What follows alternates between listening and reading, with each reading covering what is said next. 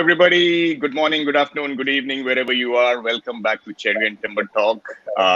It's IPL week, and there's a lot of cricketing action happening in India. And I hope that everybody across the world is safe. We know we are in troubled times once again with this new variant coming of COVID, but I just hope that everybody's safe and sound and, following social distancing rules everywhere. And we are really lucky to be joined today by SamT. He's a Sri Lankan-born American. And, there's so many facets to what Sam does on a day-to-day basis. And, he's an entrepreneur. He also has his own book. He does motivational speaking. He also has a cricket club. So, Sam, there's so many things to talk about. Welcome to the show. Thank you for having me, Venu, Mahesh, and Yogi. It's nice to be part of what you're doing today. Our pleasure, Sam. So, the first question, Sam, the first 10 runs in singles, that topic or that headline, that resonates with us so much, right? When, with regards to cricket, why don't you talk about your book first? Okay. Well, I have to go back to when I was about 7 or 8 years old, and when I played my first organized cricket match.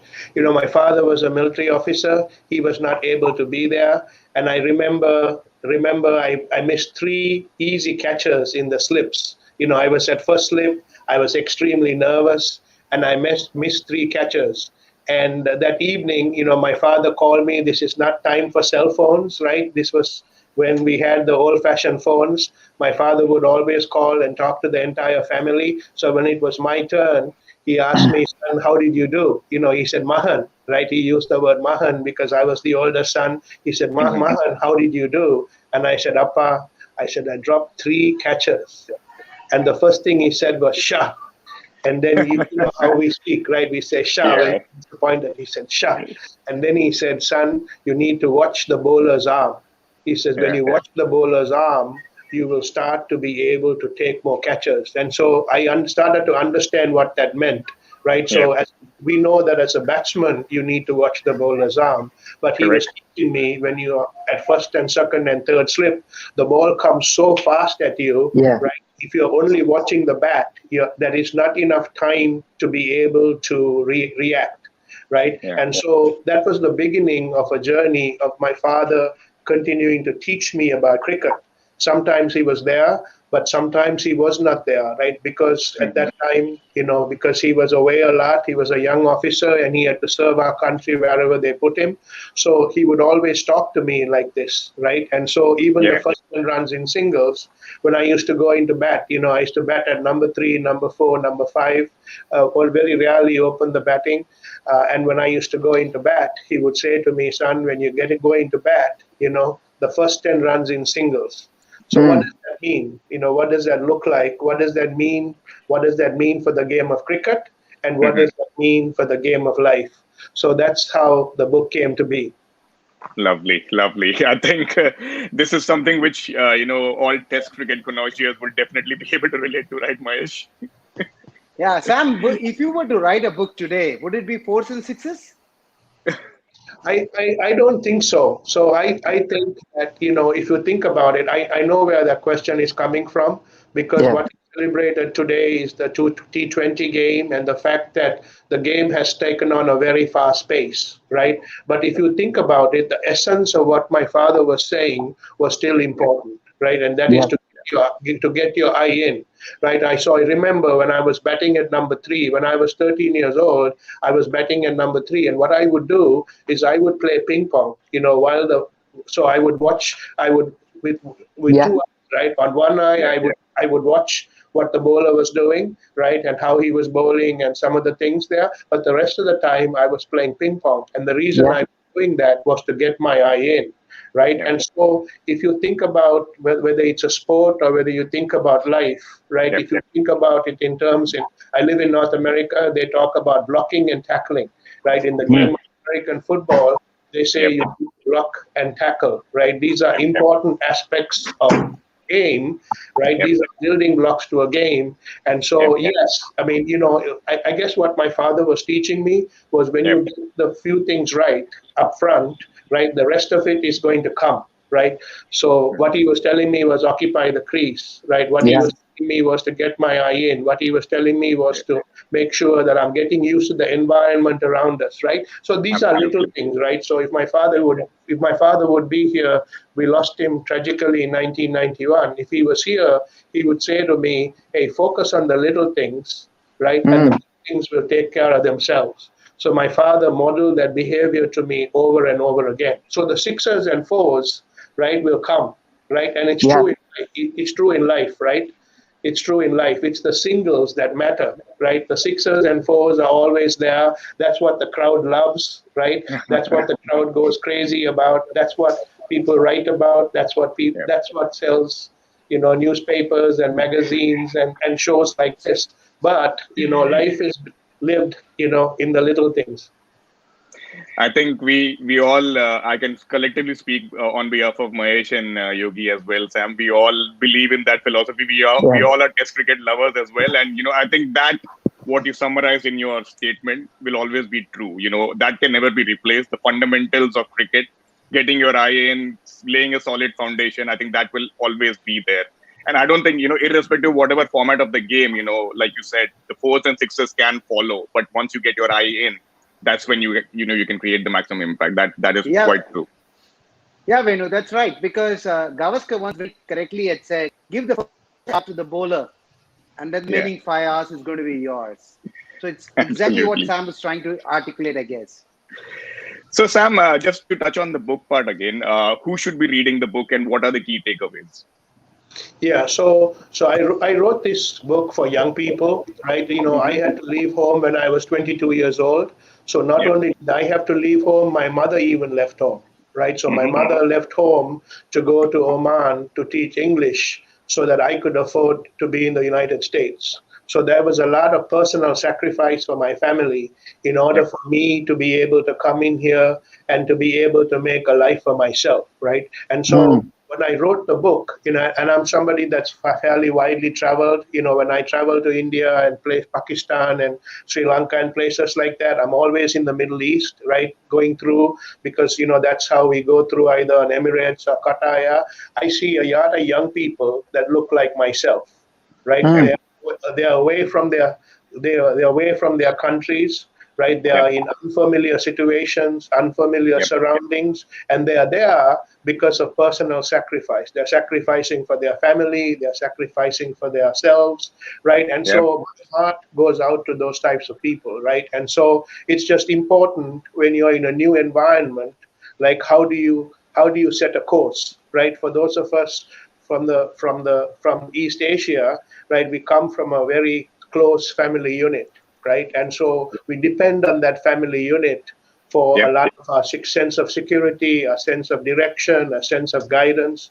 But when we Yes. leave home and when we are forced to leave home, right, we still need that same ability, right? Yes. We need that North Star to be able to make decisions. So I Yep. wrote this in a way that has a lot of very practical examples. I talk about discerning the googly as a left Yep. hand as a left-hand bat.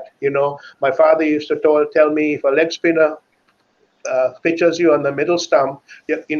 there's your six waiting to happen, right? Because you cannot be LBW on that. But in the Correct. same way, right, if that ball was a googly, now that ball's going to turn away from the bat, right? And so Yep. at a very young age, my father taught me that, and so I talk about discerning the googly, right? And so for Yep. those of us in life, we Yep. need we need to have discernment. We need to be able to Mm. discern people.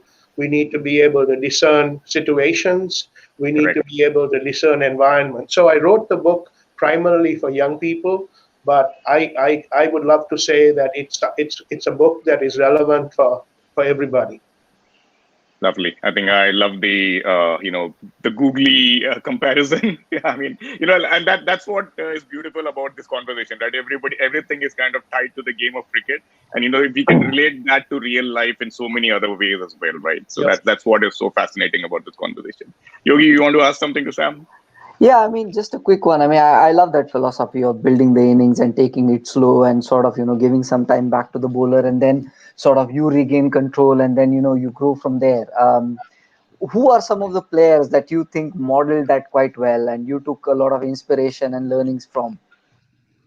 Well, I think so again, right, if we talk about the first 10 runs in singles, it doesn't necessarily mean that it's starting slow, Yes. Yep. because it means that in the early in the inning you're playing with a straighter bat, right? Yes. Because you can get your singles very very quickly, right? And Yeah. by doing that you're unsettling the field, and especially if there's a left hand right hand combination, people are constantly having to move around and adjust for yourself and stuff like that, right? Yep. So when I say the first 10 runs in singles, I'm talking about you creating your own pace, not necessarily allowing somebody else to Yep. dictate the game that you're going to play, right? And so Mm. that's not only so true in cricket, right? That is so true in life.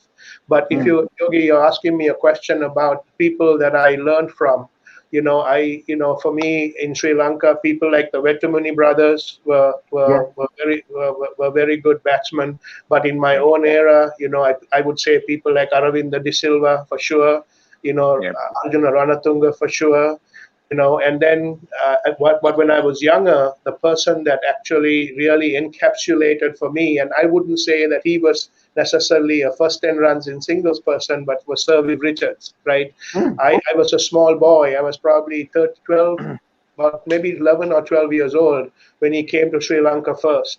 And I saw him hit two sixers, one after the other. In fact, he hit the first two balls, right? Very, very different to what I'm talking about. But he hit the first two balls over mid-on for six of Anura Ranasinghe to win the game. And I saw him take his gloves out and leave. And that made such an impression as a young person, right? And so, yes, so even though I'm talking about the first 10 runs in singles, of course, I love the Sixers, and those are the types of people, I loved watching David Gower when he was young, because I thought that he was an awesome left-hand bat. Yep. People like that is who I admire. Mhm. Yeah. And I was sorry. Go ahead, Yogi. yeah, did you also get to do some work with Sir Viv? I Yes, was yes, about to ask the same question. Yeah. yes, I did. So the neat thing for me is because of the church that I belong to, I would go to the island of Antigua to do some mission work. And Mm. when I went, so I was traveling with about 25 other people. To everybody else, they were just going to Antigua, but for me, I was going to Antigua, the birthplace of Sir Viv. So when I Nice. first went there, I started to ask a couple of questions and figured out a way to know exactly where he was going to be. And I got to meet him at the golf course that he plays in regularly. And so my first meeting with him, I had an opportunity to talk to him. I hadn't written the book yet when I first met him, but I introduced Mm. myself, told him I was a cricket fan. He was very respectful. He listened, and I said to him, "Sir Viv, I'm planning." I said the last I said I've seen you twice. I saw you when I was a 10 or 11-year-old playing in Sri Lanka. Then the next time I saw him was at Madame Tussauds, at the Wax Nice. Museum. So Hmm. 1985, when I was coming to this country, I stopped in England. Of course, like everybody, went to the museum, took a picture with Sir Viv, and so the next time I saw him was at this golf club, and I pitched him on the idea that I was writing this book and that I would love for him to be part of it. And of course, he said yes. I don't think he necessarily thought I was going to follow through on it. But 2 years later, I met him right there again. Gave him a transcript, told him about the book that I read, and then he said, "Let me take a look at it, and I'll get back to you." And I believe it was like Tuesday, and I was leaving on Saturday. All through the week, I didn't hear from him, and so I was anticipating, wondering, oh, what is he thinking? How's this going to work out? On Saturday morning, the phone rang, and it was him. And I still remember I had a terrible connection. We were trying to do it on WhatsApp, and I just called him, right? I did a long distance call right away because I just needed to hear. And Yeah. when I actually got him on the phone and the line was clear, he said to me, I said, "So what do you think?" And he said, "Sam, there is some good stuff here, man," is what he said.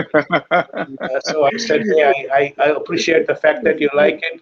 I said, "You're a great cricketer. You've been a great ambassador for the game." I said, "This book enables you to also be, somebody for the world, right? A great statesman for the world." And Yeah. so he said he would write the foreword, and he kept his promise.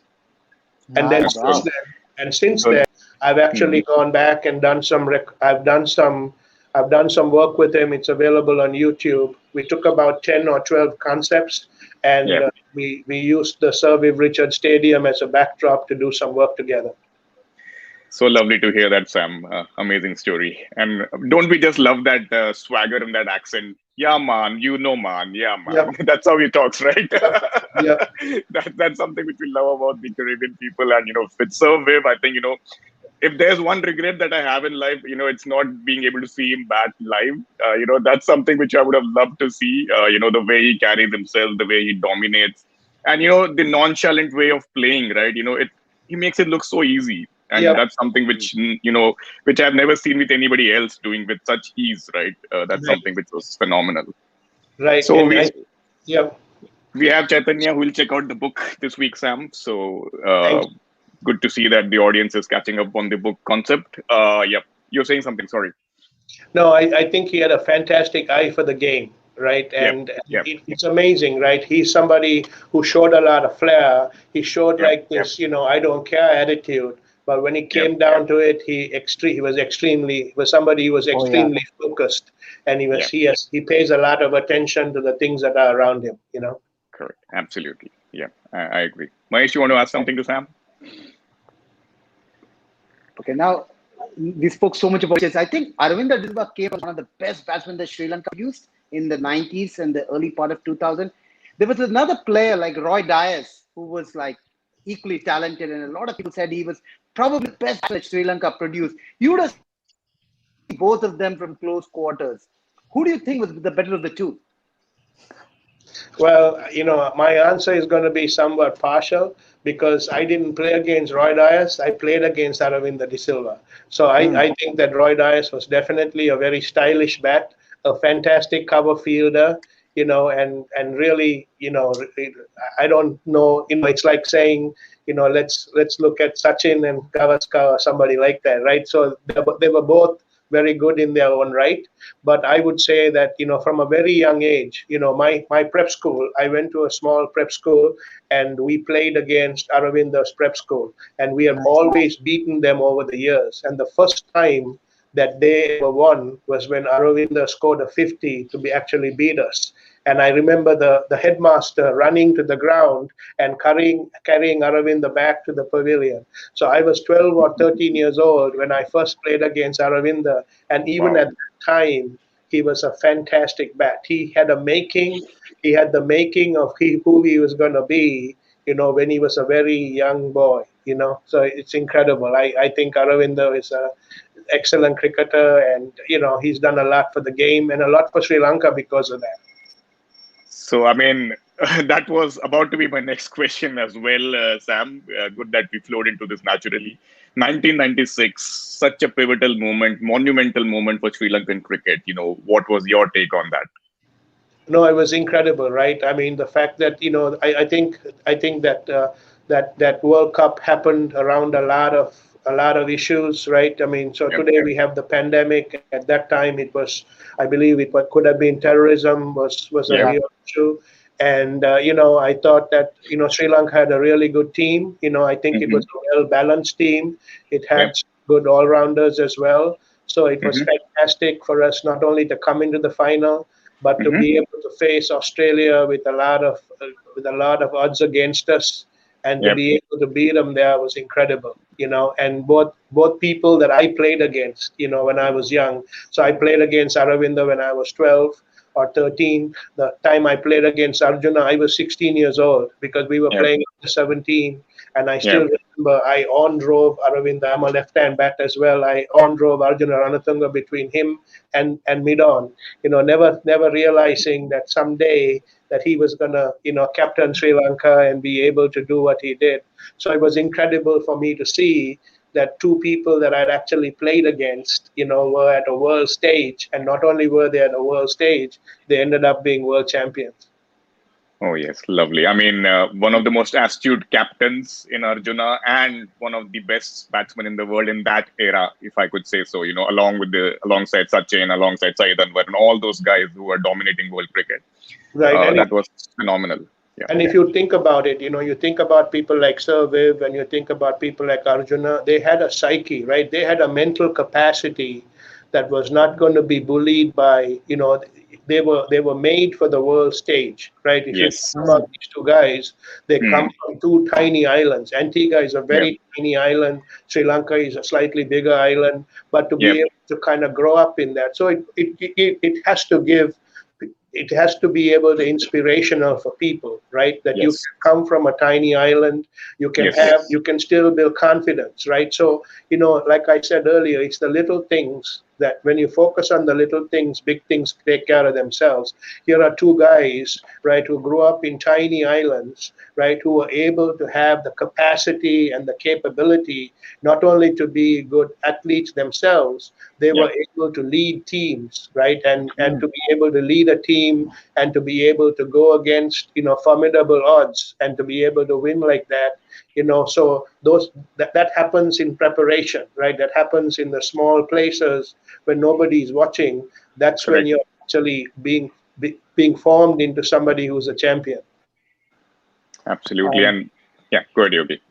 so just building on that, then would you like to talk to us about the leadership style of Arjuna Rantunga and the impact he had on wider Sri Lanka as a country, not just his team, because we saw how he backed Muralidharan during that really tricky period. So your views and thoughts on that. Yeah, I think that's so important, right? I think a lot of it comes from his own confidence, right? He was a Mm. confident leader, right? And so somebody who's confident, right, and somebody who doesn't have an inferiority complex is able to give room to other people, right? It allows other people to grow as well, right? It's kind of my own thought process, right? So my leadership model is to be able to create an environment where others can achieve their God-given potential. That is my own leadership model. I Nice. don't know what Aravinda's was. I don't know what Arjuna's was, but I'm sure it was something like that. It's very interesting because Sali Angama, who played for him, and there was one other player who played for him whose name I can't remember, but I was actually talking to the two of them at different places and in different venues. And Salia played for Sri Lanka and now lives in Melbourne, runs his own cricketing studio. And one of the things that cricket academy, one of the things that he told me was that Arjuna was very good about bringing players up, right? He Yeah. gave room, and he was constantly farming talent and giving them opportunities, and so that is so important, right? It's important in cricket, but it's important when you're leading an organization, right? Because Mm. if you don't give an opportunity for people to grow, right, it's going to be very difficult. So if you think, I mean, I'm a cigar smoker, and I went to a cigar estate, I went to a tobacco estate. They start these plants in nurseries, but eventually they go from the little nursery into the main field, right? So there is a right time for everything, right? There is a season to be in the nursery, but then there Yeah. is a season for you to come on the main field, and you have to be given the opportunity to fail, right? I, Mm. I, I talk about a principle that says failing fast, right? Mm. A lot of our life, right? We have to learn to fail, and as leaders, it is our responsibility to be there when people are failing. I have two sons who are fantastic football players, and I was with one of the parents, and I was telling them, hey, listen, when they are scoring touchdowns and when everything is going right, it's great to be a father, right? But Yeah.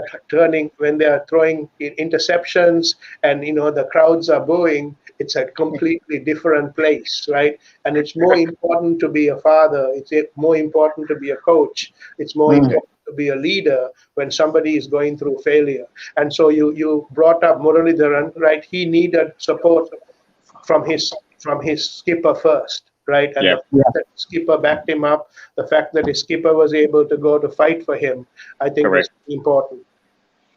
That's a Nice. lovely comparison. The way you showed it in real life and the cigar analogy, I think, yeah, that definitely is, tying everything together. Yeah. And I mean, Arjuna was a strong character, strong personality, and it was quite evident in the way he led the side, as well as like Yogesh mentioned about the Muralidharan incident as well. That's what leadership is all about, right? Backing Yep. your team, to the hilt, and always ensuring that they are looked after first, and Yep. then Mm. they will contribute towards the larger goal. Yep. And the truth of the matter is that is contagious, right? Yeah. Yes. contagious. So, my brother used to tell me, don't listen to what they're saying, listen to what they're doing, right? Listen to what they're doing, Yep.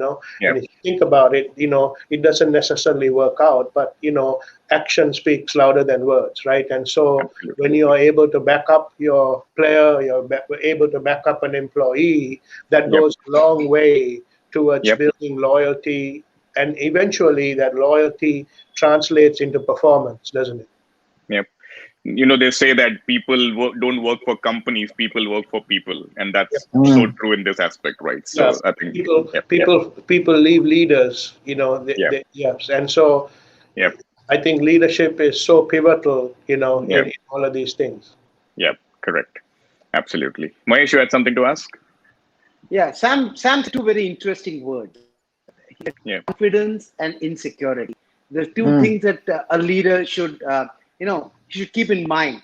This is exactly the two words that Imran Khan has spoken in one of the talks that he had. I don't know where he spoke. He said, as a captain, it's imperative that you're confident, because when you're confident, everybody looks up to you in moments of crisis. And that's the time you can't drop your shoulders. You need to look up. You need to say things under control. You may not be under control. I mean, in your mind, things are not in control, but you can't project that. And second, insecurity. Exactly what Sam said. He said that as a captain, you need to allow people to grow. You should not be insecure about your place in the team, because that is something that you need to perform and lead by example. And that's why I think if in this part of the world there were two great leaders in cricket, I would say it's Imran Khan and Arjuna Ranatunga. Of course, that is in the 80s Yeah. and 90s. Then, of course, Saurav Ganguly came along, and Dhoni and all these guys. But these two guys knew how and what to do on a cricket ground as a leader. Do you agree with Yep. me, Sam? Yes, and would you add Ravi Shastri to that? See, Ravi Shastri captained only one Test match, so I don't know in what moments how he would have acted as a captain. As a coach, it's different. As a captain, is different. He led in one match and he won India the match. It was against the West Indies. We all know at Chennai. I mean, that was a debut match of Narendra Hirwani. He picked up 16 wickets. But I don't know how he would have captained. Probably in Australia, how he would have captained. Well, he's got a great cricketing mind, no doubt about that. I Mm. mean, everybody says that he is probably the best captain India did not have for a long period of time. Just like Shane Warne never captained Australia, and Australia definitely missed Shane Warne as a captain. But looking at these two guys, Ranatunga and Imran Khan, I mean, I keep hearing them on YouTube on different talks that they have. Almost speak the same language, and Ranatunga has gone on record to say that he draws a lot of inspiration from Imran Khan. Yep, yep. And I would say, it's interesting, right? Here are people who led in cricket, and now Imran Khan is leading, an entire country. And I'm sure that's not it has its challenges, just like Yeah. cricket, right? It's got sticky wickets, it's got fast wickets, and he's got to Yep. be able to handle all of that, Yep. So, and I Agreed. think he's doing that with a lot of confidence, for sure. Yep. So, on that note, Sam, since you spoke about Imran Khan, we know that you run a cricket club, Mika Cricket Club. Why Yeah. don't you talk about that? Yes. So the word Micah, it comes from the Bible, and it's Yeah. basically when the prophet Micah asks God, he says, "What does it take to please Mhm. God?" Right. So he Mhm. asks the question, "What does it take to please God?" And then he answers that question by saying it takes three things. He says, "Walk humbly, love mercy, and act justly." Right. So these are the three aspects of that what he talks about. He's saying, love mercy, act justly, and also love, what did I say, walk humbly, right? Yep. And Yeah. so Yep. it was these three concepts that I used in being able to come up with Micah Cricket Club. Yep. So we started in Karachi in Pakistan. The first Yep. time we launched it at the Karachi. Then, we are planning on having about 100 clubs all through Mhm.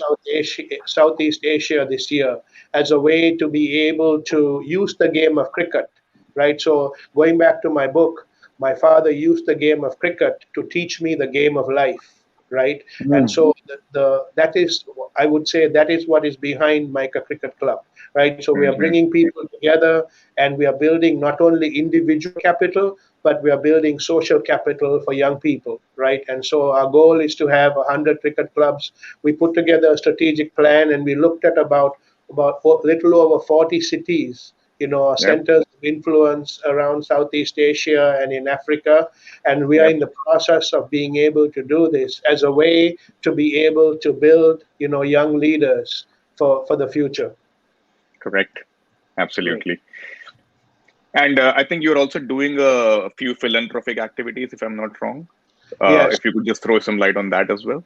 Yeah, so I lost my parents in 1991, Hmm. so when I was able to and when I could afford it, I created a foundation in memory of my parents. They Hmm. were George and Sarojini Thevanayagam, and so I do a lot of work through this foundation. It's Hmm. primarily around cricket, but we do some stuff with orphanages and different things like that.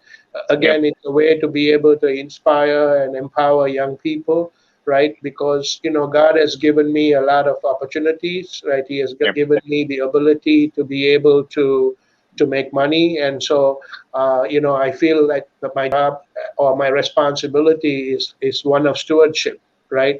So God Mm. has given me time, He has given me talent, and He has given me treasure, and it's just important for me to use that in order to be able to do that which He has called me to do, right? And so it is the way that I live. And so Yep. the SamT Foundation is what we use as a way to Yep. be able to do that.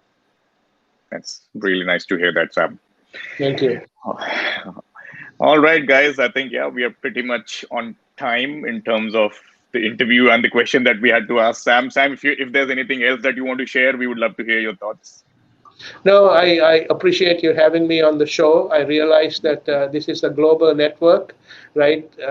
I think it's very interesting, right? It took the pandemic, it took a sticky wicket for us to be able to embrace this, and so it's Yeah. nice to see that we were able to, we are a resilient people, right? Yep. And it's important for us to continue to be a resilient people. And I'm sure that there are viewers here, wherever, whatever time it is in the rest of the world, I would leave you with this. It's extremely important for us to be resilient. I Mm. did some work. I did some work with rubber when I was 18 years old. I was a commodity broker selling natural rubber, right? And that's something very interesting about natural rubber, compared to some of the synthetic rubbers have this same characteristic, and that is the ability to come back, right? So Yep. they Mm. say Yep. that natural rubber makes very good seal material, right? Because it has the ability to come back when you squeeze it, right? That's what makes Correct. it a good seal material. And it's just Correct. important for us to be resilient during this time. It's a time that resiliency is very important, right? And when we go Mm. out to play the inning of life that we have to play, come what may, we have to be able to guard that wicket and to be resilient in the things that we need to do. So be able to rebound from that situation and to be able to come back from it. So that's what I would like to leave your viewers with. Lovely, Sam. I just want to say, I just want to say one quick thing. This has been the most insightful and, personally, so many takeaways for me. So I'm just going to say a really, really heartfelt thank you for that. This has Yep. been beautiful. I mean, it's almost as good as sort of hearing from the God's voice, so to speak, because I think you're advancing on that path, and to kind of hear it from you has been nothing short of a blessing. So thank you so much, Sam, and more Thank you, power to Yogi. I everything appreciate you do. it. Thank Yep. you. Yep. And thank you, Sam. I think that's, and I completely agree with Yogi. The examples that you shared is like phenomenal. Honestly, we keep hearing these, in leadership talks and, motivational speakers and all those kind of stuff. But then, to hear it on this platform with an analogy, tied to cricket, it's something sublime. That was something really nice Yeah, to hear. Yep. really And interesting. guys, we have our anniversary coming up next week. Sam, we started this show last year in the week of April 19th last year, and we have our first year anniversary coming up this week. So, yeah, we have a few messages flowing in from our fans. Thank you, guys. Do tune in next week for Cherry and Timber Talk, and Yes. we'll be celebrating 1 year. And honestly, we did not imagine when we started off last year that we'll be sitting here and doing this show after a year as well. And it's been quite a journey for us. And I can just thank everybody from the bottom of our hearts, and for supporting us, and also for watching our shows and sharing it as well. So I will bless you by saying you've only just begun. Yeah. You're still Thank you taking very much. singles. Yeah, a lot of good things to come. We've scored 100 Yeah. by singles. Exactly. That's right. Yeah. All right, Sam. Thank you once again. Yep. You have a lovely day, Thank and you. we'll be in touch. Yep. Thank you so much. Bye All right. bye. Take care. Cheers. Bye. Bye. Cheers. Take Bye. care.